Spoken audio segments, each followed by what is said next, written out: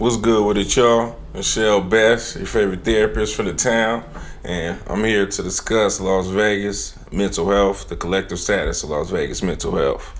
Let's go.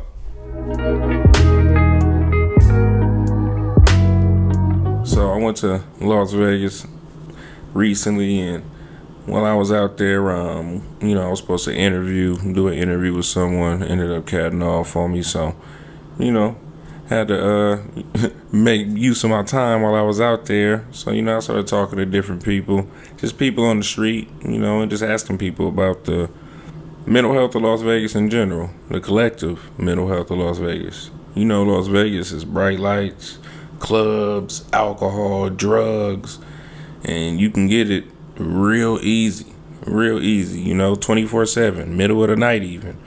Just real easy access to a certain lifestyle and, certain substances that can make it really hard to have a stable mental health. So you see that when you go to Las Vegas, particularly where I stay by Fremont Street.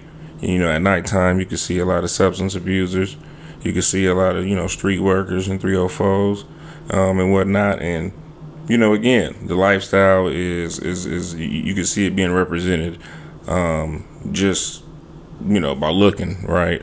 Again, it's the bright lights, the clubs, alcohol, drugs, and it's all accessible, right? So I was talking to a gentleman, and me and him, started chopping it up, and he did an interview with me. And basically he was just telling me, his thoughts on Las Vegas. A lot of people tweaking, tripping, God knows what. Real shit. And let me ask you, bruh, what would you like? You personally, what would you say is like a reason for that? Why you think Vegas got so many people that's tweaking, got so many people that's kind of going through what they going through? Why Vegas? Why the environment like that? Well, first of all, you get access to alcohol easily, right? You could go gamble and then go hop in your car. You dig what I'm saying? You're gonna be getting free drinks. Yeah. So the drinking aspect, this allows people to open up a little bit more, try new shit. Okay. You know what I'm saying? That's the big part. For sure, the alcohol. Real shit.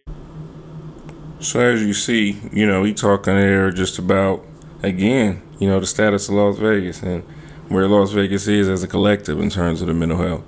Something that I found interesting is while I was out there, I ended up doing a little bit of couples therapy without even trying to do couples therapy. I was a therapist on vacation. So I'm out there before the end of the night, just sitting on the curb. This couple is having a DV situation in the middle of the street. As they walking past me, they kind of put me in that situation.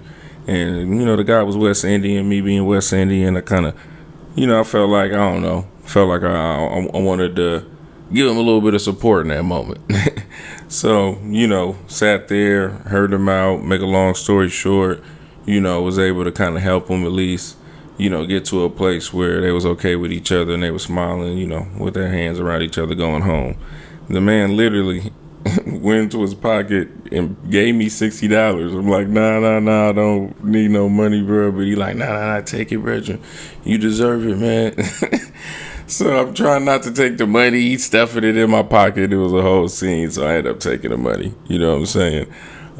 And yeah, it's just crazy. I'm like, damn, Vegas really is a walking, therapy session almost, right? Or at least at least it needs that at times, right?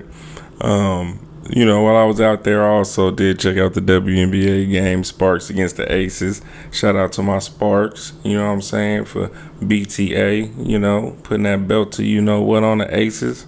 And pretty much just went ahead and doubled back. Shout out my cousin Tim, shout out Corazon, shout out Real. I'm out.